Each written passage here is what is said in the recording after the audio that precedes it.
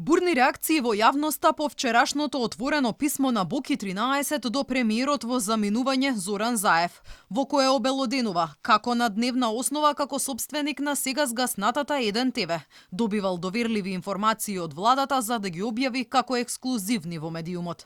Опозицијата реагира дека токму преку националниот координатор за комуникации во владата Маријан Забрчанец стигнувале нарачките во провладините медиуми за тоа што и како треба да се објави за активностите на власта. Портпаролот на ВМРО ДПМН Наум Стоилковски вели оти се работи за сериозно обвинување и бара одговори од Забрчанец дали тој имал листа на новинари кои што ги раководи, онака како што пишува Бојан Јовановски. Лицето Маријан Забрчанец се уште работи во владата, се уште зема плата од владата, зема плата од буџетот кој што го полниме сите ние граѓаните на Македонија и се уште е главен за владината пропаганда.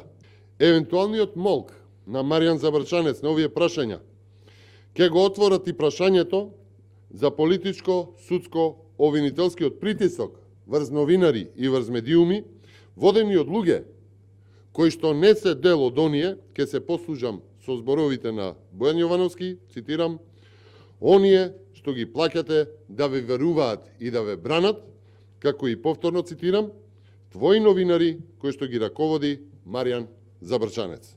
Забрчанец пак преку статус на Фејсбук ги отфрли наводите на Стоилковски, за како што вели наводно управување или контролирање на новинари или медиуми. Како одговорен за комуникации и односи со јавноста во владата, имам обврска да бидам во дневен контакт со новинари, медиумски работници, уредници и одговорни лица во медиумите.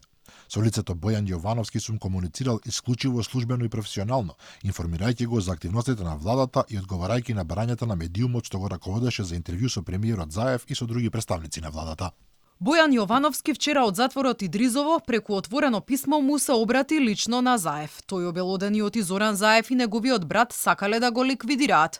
Го обвини Заев за местење на тендери, рекетирање на бизнисмени, велиот и вршел злоупотреба на медиумите за владините потреби, а според Боки 13 Заев имал директна поврзаност и со случајот рекет. Бојан Јовановски го обвинува Заев и за згаснувањето на специјалното јавно обвинителство на Катица Јанева, како и за местење на изборните резултати за председателските избори во 2019 година.